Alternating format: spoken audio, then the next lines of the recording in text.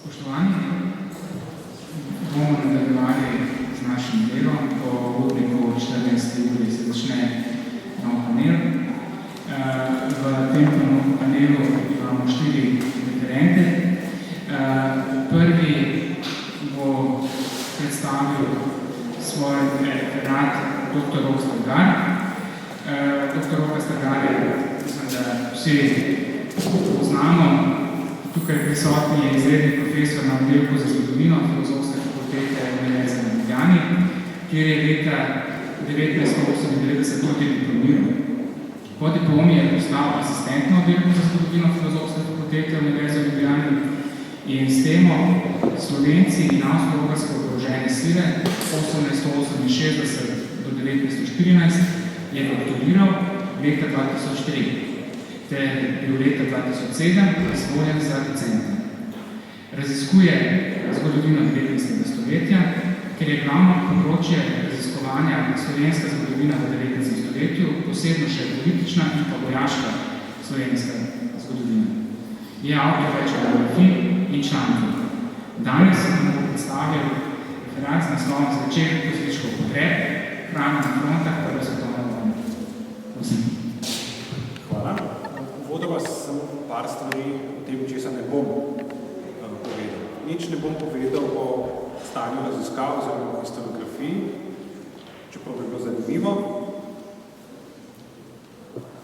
Potem pa tudi nič ne bom govoril o problematiki verov, ki je seveda tudi zanimiva in pomembna, vendar v 20 minut ni mogoče stlačiti vsega. Predvsem bom poskusil tudi predstaviti izkušnje, ki jih vojaki na frontah imajo z hrano in prehranjevanjem.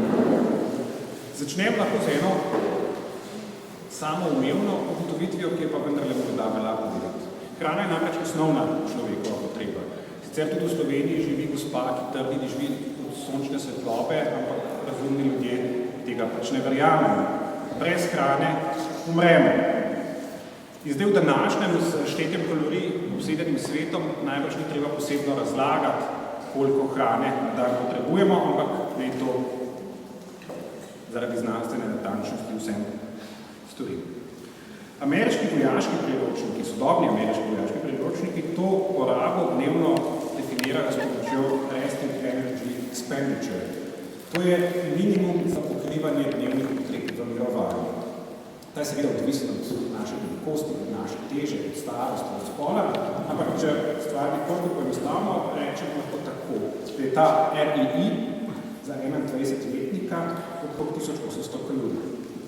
Zmerna aktivnost to porabo poveča za faktor 1,7, težka, kot so recimo hoja v hrib, kot je recimo hoja v hrib z dodatno obremenitvijo za faktor 2,1, izredna aktivnost, recimo nošenje težkih tovorov, kolesarjenje v hrib za 2,4. Dnevna poraba zmerno aktivnega odraslega moškega je torej nekje med 2400-3000 kalorijami. Ob veliki aktivnosti se ta seveda še precej poveča. Kolesarji na Tour de France recimo dnevno porabijo med 5 in 6000 kalorij. Ampak poleg aktivnosti so pomembne tudi druge stvari. Počutje, stres, predvsem pa okoljski dejavniki, ki so pomembni tudi, ko govorimo o hrani in vojakih. V arktičnem mrazu recimo dnevna poraba tudi lahko narašče na prek 5000 kalorij na dan. In zdaj, kaj to pomeni? Da si lažje predstavljamo, kakšen problem je oskrba vojske.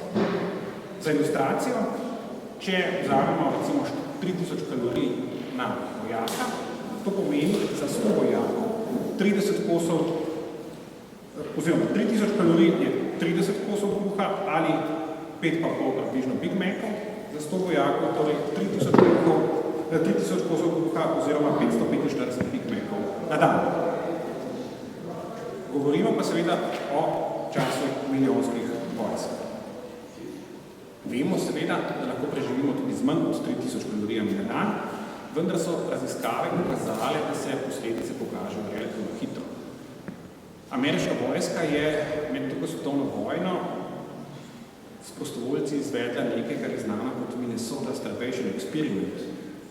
In tam so prostovoljcem, ki so jih najprej kakšen mesec hranili s približno 3000 kalorijami na dan, potem ta obdobje zmanjšali na 1500 kalorij na dan. Na polovico torej. In hude psihične in fizične posledice so se začele kazati zelo hitro. Ampak to še ni usodno, zelo resne težave se začnejo še pri nekoliko manjšem dnevnem vnosu kalorij, to se pravi približno 800 do 1000 kalorij.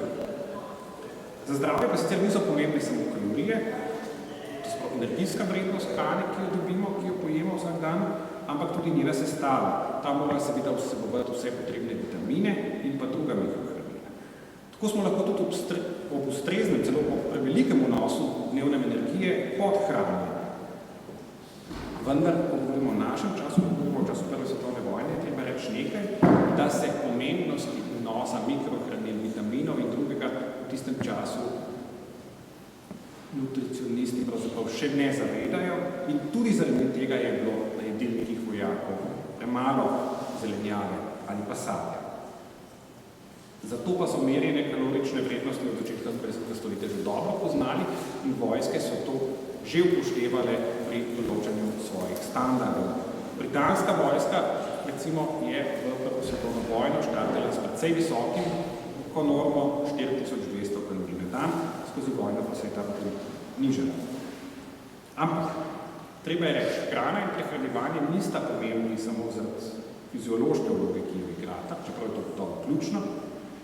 Ameriška antropologa Sidney Mintz in Christine Dubois opozarjata, da je prehranjevanje druga najpomembnejša človekova dejavnost, takoj za dihanje. Zato ima seveda veliko vlogo v vseh aspektih človekovega življenja. Pomembno ni torej samo koliko jemo, ampak tudi kje, kdaj, v kakšni vlogi. Hrana nas lahko tako razveseli, lahko nas potolaži, lahko nas tudi navda z nusom, lahko nas opomni, lahko je tudi priložnost, da smo kreativni. Če smo konkretnejši in za ilustracijo, vojake je tako hrana že pred odhodom na bojišče, ko so bili mobilizirani večkrat na dan. Vsakič, ko so se prehranjevali, spomnili na to, da so del velikega sistema, medtem ko jim je recimo samostojno pripravljen obrok, tudi če je bil zelo skromen, dal občutek, da so še vedno avtonomni posamezniki. Hrana jih je lahko spomnila na dom in bližnje, lahko jih je spomnila na prijetne dogodke. Poleg tega je kazala njihov položaj v vojaški hierarhiji, bila je tudi detektor stanja države. Prehranjevanje je bilo tudi lahko priložnost za izražanje nekega splošnega nezadovoljstva. Ko vire analiziramo, se hitro pokaže, da je fiziološko vlogo hrane pogosto težko oziroma nemogoče ločiti od drugih vlog, ki jo hrana in prehranjevanje imata. Značilen primer je recimo skrb častnikov za vojake, kar včasih srečamo v verih. Tu se namreč prepleta na eni strani zavedanje o tem, da so dobro prehranjeni vojaki učinkovitejši, bolj zadovoljni, zato tudi častniki manj nevarni.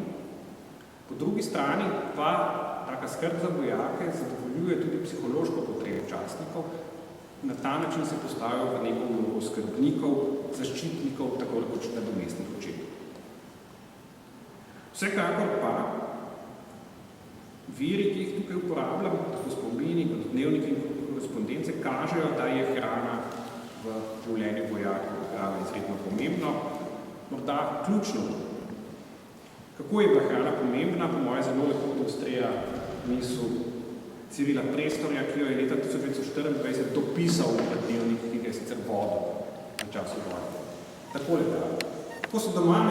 Ko sem se doma med svojci prespal v nedelju, ko sem zopet svobodne zadihal, ne čakajoč, od katere strani bo prefračala kroga ali granata, ko sem bil siguren, da bo želodec potrebno ni bilo hrana, da sem bo učil vsako noč, kar bi bila navada pred vojno, sem se zamislil nazaj. Hrana se tukaj pojavlja kot ena osrednjih preokupacij Cyrila Prestorja. Seveda pa nam že ilustracija z hamburgerji pokaže, da je bila oskrba milijonske armade s hrano velik izziv. Tukaj se prepletata predvsem dva problema. Na eni strani to hrano potrebno dobiti in na drugi strani jo je potem treba spraviti do fronta in do vsakega smetnega vojaka. Vse to je seveda potekalo vzporedno z dostavo vojaškega materiala vojakov, z odvaženjem ranjencev in bojetnikov, z dovaženjem hrane za živali, kar pogosto pozabimo, in seveda tudi pijača za živali in vojake. Z obema problemama so imele zato med vojno težave vse armade razkujočih se držav in te težave so se strani spopadov samo še povečevali. Na eni strani je bilo hrano vse težje dobiti, čeprav je imela oskrba armade prednost in so povsod racionirali prehrano civilnega prebivalstva. Na drugi strani se s potekom vojne, s trajanjem vojne povečujejo logistični izzivi. Oboje prav posebej velja za države centralnih sil, ki na eni strani nimajo dostopa do nevtralnih trgov, oziroma je ta dostop bistveno bolj omejen, na drugi strani pa se soočajo s kolapsom transportnih sistemov. Ampak tudi antantne države so morali začeti racionirati hrano za civilno prebivalstvo in zmanjševati obroke vojakov in mornarjev. 4200 kalorij, ki sem jih omenil v začetku, britanska vojska proti koncu vojne ne dosega več, niti kot predpis. Ampak še enkrat velja upozoriti, tukaj imajo težave, večje težave, centralne sile, predvsem pa Avstro-Ogrska in pa Osmansko cesarstvo. Zato se mnogi avstro-ogrski vojaki vojne spomnijo zlasti o pomanjkanju hrane. Filip Hameršak, hrvaški zgodovinar in avtor nedavne obsežne analize hrvaške avtobiografije v prvi svetovni vojni, pravi, da je bila lakota posredni spomin vojakov na veliko vojno. Marta Brčinela pa nekje ugotavlja, da je spomin na pomanjkanje ena od srednjih poant pričevanja vojakov in civilistov, moških in žensk, ki so živeli in preživeli prvo svetovno vojno. Natančnejša analiza sicer pokaže, da je bila situacija v tem pogledu dinamična, da se preskrba poslabšuje predvsem v zadnjih 3 letih vojne. Tako lahko recimo še sredi leta 1915 v dnevniku Franca Zupančiča beremo o nenehnih veselicah, kot on temu pravi. Te niso bile omejene samo na častnike, kar je Zupančič bil. Poljski kolega, ki je analiziral spomine vojakov iz Galicije, pa potem ugotavlja, da od leta 1916 vsa poročila enoglasno navajajo, da so vojaki vedno slabše oskrbljeni in da jih tare lakota. Podobno lahko trdimo za slovenske vojake. Jože Hameršak se recimo po pobegu iz ruskega ujetništva decembra 1917 z nostalgijo spominja izobilja v Rusiji in napiše: hrana je bila strašno slaba, malo, kuhali so suhe koprive in sploh suho zelenjavo. Kruha sem dobil za prst, da je bila kozino, 10 mož je dobila konformis. Bil sem lačen kot pes. Toda vojaki so bili iz drugih razlogov lačni že prej je začelo hrane zares pomanjkovati. Za ključni državi centralnih sil, to so za Nemčijo in Avstro-Ogrsko, je namreč že od vsega začetka velik logistični izziv predstavljalo zelo obilno vojskovanje na vzhodu in na Balkanu. Podoba, ki jo imamo pogosto v prvi svetovni vojni, podoba tako pač nepremakljivih front, namreč drži v veliki meri za zahodno fronto, ne pa za vse ostale, predvsem ne za vzhod in za Balkan. In tam so se dogajali veliki premiki, ki so pred logistiko seveda postavili ogromne izzive. S tem nočem reči, da je bila situacija na zahodni fronti enostavna, ampak gotovo je ena stabilna fronta omogočala lažjo postavitev logističnega sistema, ki je skrbel tudi za prehrano vojakov. Ilustracijo teh težav lepo kažejo veli. Tako lahko v dnevniku za leto 14, ko je hrane še povsem dovolj beremo. Medtem, ko je predvčerajšnjim prišel tren za nami šele v 12 uri po noči, so včeraj okoli polnoči prišle za nami samo kuhinje. Ostali tren pa šele danes opoldne. In pozneje, ko se ta enota z Balkana na vzhod, lahko beremo. Predvčerajšnjim je povedal nek štabni zdravnik, da je vsako oskrbovanje nemogoče, ker je pot tako dolga, pridejo vozovi toči že čisto prazni. Tu sem slišal, da so vse operacije izključene, dokler ne bo popravljena železnica, ker je nemogoče ljudi preživeti. Kot je izkusil že Napoleon, brez železniškega transporta je na dolge razdalje vojsko nemogoče. Zato je bilo na vzhodu, za te dinamike, je bilo na vzhodu in pa na Balkanu vsega začetka v slovenske vojske veliko improvizacije. Vojaki so pogosto jedli suhe obroke ali pa so bili prepuščeni samo oskrbi. Tako so izkopavali pecni, rop ali zaloge programov prebivalstva in, kjer se je to dalo, kupovali.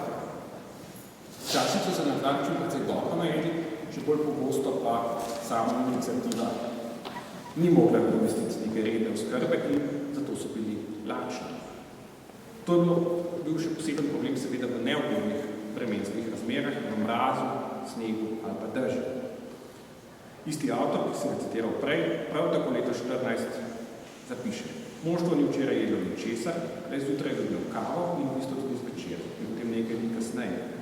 Pri odmoru sem na opombo, da vojaki že nekaj dni niso ničesar jedli, da vsakemu salame in kruh. In potem ob koncu istega leta večerjo oziroma kosilo smo čakali za nami.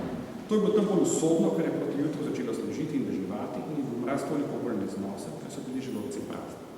Skratka, tudi ko je hrane sicer dovolj, ko se je še dalo dobiti, je logistika preprečila dobro oskrbo. V začetnem obdobju vojne se je v tem smislu gotovo najslabše godil vojakov v pšeništvu, ki so ga oblegali Rusi. Aleksander Ličan se tako v svojih spominih spominja, da so vojaki, ko je zmanjkalo drugega, najprej pojedli mačke in pse, potem pa so začeli izkopavati in jesti tudi mrhovino. Težave z oskrbo, ki niso bile posledica nekega splošnega pomanjkanja hrane, ampak logistike, srečamo tudi na italijanskem zemljišču, ne samo na vzhodu in Balkanu. Tukaj glavni problem ni bila gibljivost fronte, ampak intenzivnost boja. V času najhujših spopadov se je namreč z vso intenzivnostjo pred logistiko postavil problem, zelo dobro znan zahodne fronte, ter problem zadnjih 100 ali 200 metrov. Zelo pogosto je hrana in vsakšno drugo oskrbo zaradi intenzivnega streljevanja z vojakov preprosto nemogoče spraviti. To so poskušali med drugim reševati z nočno postavo hrane. Tako Franjo Malga v svojih spomenih opisuje oskrbo med boji na dobrodošlih planovi. Ker po dnevi sploh nihče ni smel pokazati glave svojega gledališča, so na hrano prinašali le ponoči. Vzdolž rova so dosegli kotle z menažo, moštvo je dobilo navadnost, kašo za kuhano juho, meso in hlebec kruh. Za večerjo pa povitla že pekala.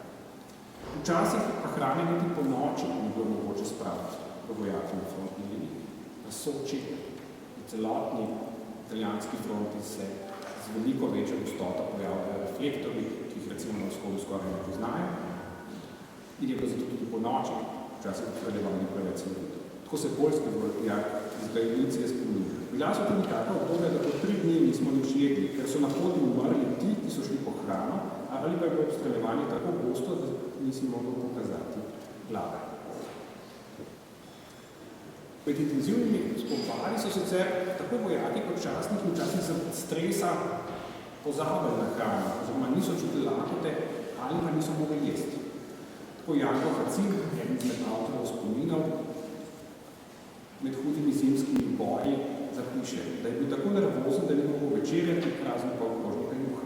Lorenz Prestor pa v času začetnih bojev v Galiciji zapiše, da je bilo tam tako klanje, da sploh ne pomisliš več ne na dom, ne na prijatelje, in nisi ne lačen, ne že, sam ne veš, kaj delaš.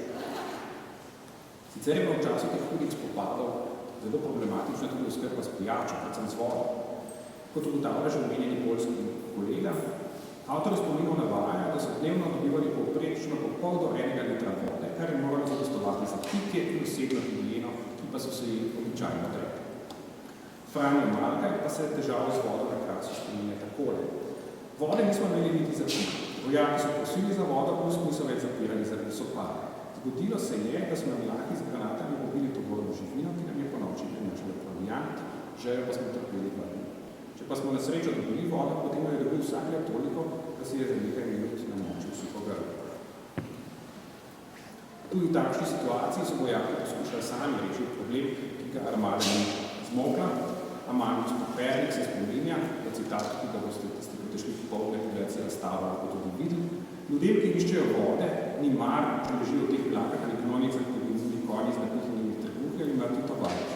Prav je strogo prepovedano uporabljati tekočino, ki je bolj podobna črni kavi kot vodi, to nič ne pomaga. Ne le, da pijejo ta strop sami, tudi svoje steklenice napolnjujejo z njim in jih prinašajo tovariše. Glad je huda, a žeja je še mnogo hujša.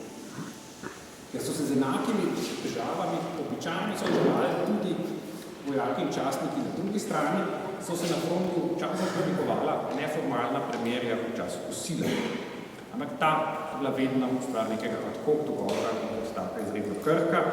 Zelo pogosto so se končala zaradi preveč zagretih vojakov ali častnikov na eni oziroma na drugi strani. En citat. A enkrat proti večeru je prišla kuhom kuhinja in tu se je naenkrat prikazala 12 Rusov. Par ostrostrelcev, žilica ni dala miru, bum, bum, in 8 Rusov je padlo na tla. Od Od takrat se Rusi seveda revanžirajo z enaki. Ampak vojna ni bila vedno fair play. Poznamo tudi primere, ko so nasprotniki linije obstreljevali prav zato, da bi preprečili vsakršno oskrbo tudi s hrano in pijačo. Če se premaknemo k naslednji temi, je treba reči še nekaj. Ves čas vojne, in to skoraj brez izjem, so v verih opazne razlike med vojaki in pa častniki. Častniki so imeli že načelno boljšo oskrbo, kot pravi Rachel Duffet v svoji zgodovini prehranjevanja britanskih vojakov v prvi svetovni vojni. Vojaki so govorili o rations, medtem ko so častniki govorili o food and wine. Nekaj podobnega je bilo tudi v avstrijski vojski. Torej, oskrba je že v začetku boljša, če načeloma boljša. Poleg tega so imeli častniki tudi svoje sluge. Ti so potem lahko iskali hrano in jo pripravili. In večinoma so imeli tudi denar, s katerim so si lahko nakupili tako hrano kot pijačo. Ko je moštvo pojedlo, smo šli tudi častniki večerjati zborno riževo juho in bržolo s praženim krompirjem in palačinke, izdelek našega četovodja Volega, je zapisal Janko Hacin. In potem nekje naprej v svojem dnevniku tudi. Med večerjo je delil poleg našo fasungo, cigare in cigarete, prepečenec in čokolado za 10 dni 2 tablice. Keksov to pot ni bilo. Po večeri smo še pili dobro rusko vino, muškat, ki mi ga so pomikuli. Ta je poslal nakupiti razne stvari, slaščic, jabolk, limon, vina, sveč. In potem v nadaljevanju, ko je bil za kratko v zaledju, šla sva mirno kostu najboljši hotel.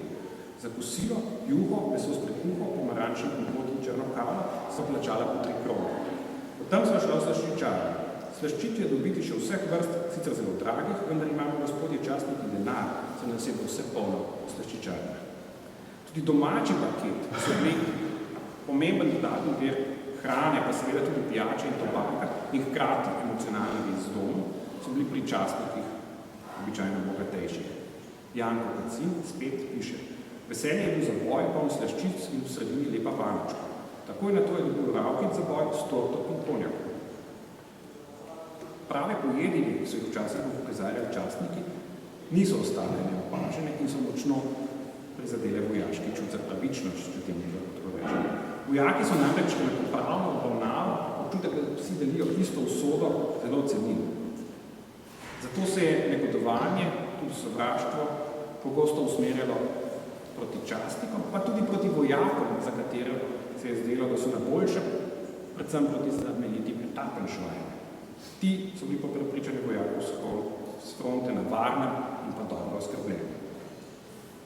Zgražanje nad nekimi resničnimi ali pa tudi dejanskimi namišljenimi privilegiji zaznamo tudi pri nižjih častnikih, ki so bili seveda prepričani, da se višji ljudi bolje, in pri frontnih častnikih, ki so bili, treba je reči upravičeno, prepričani, da se častniku za let valjajo v dobu.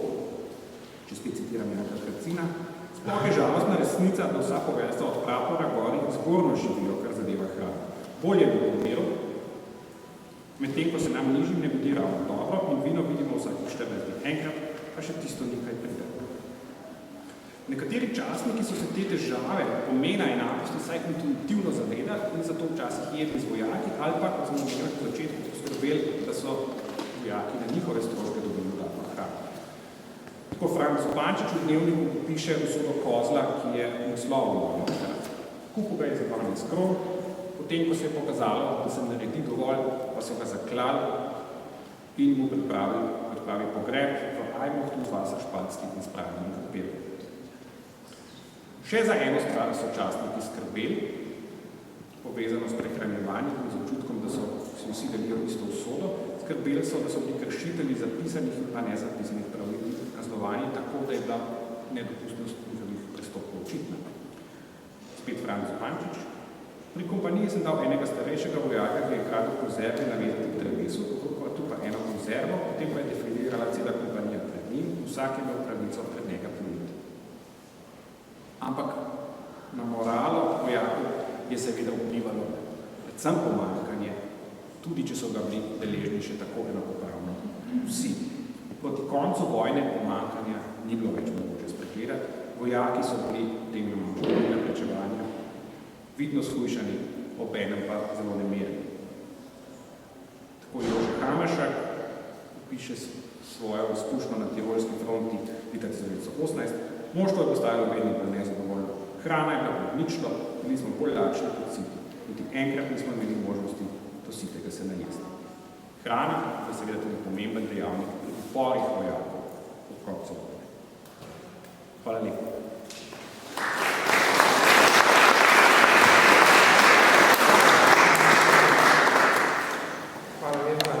Dr. Odprgarju za predstavitev zanimive teme in prav gotovo je zanimivo bilo slišati, kako so v posameznih vojskah tudi počenjali prvo svetovno vojno eksperimenti na svojih vojakih glede odnosa na način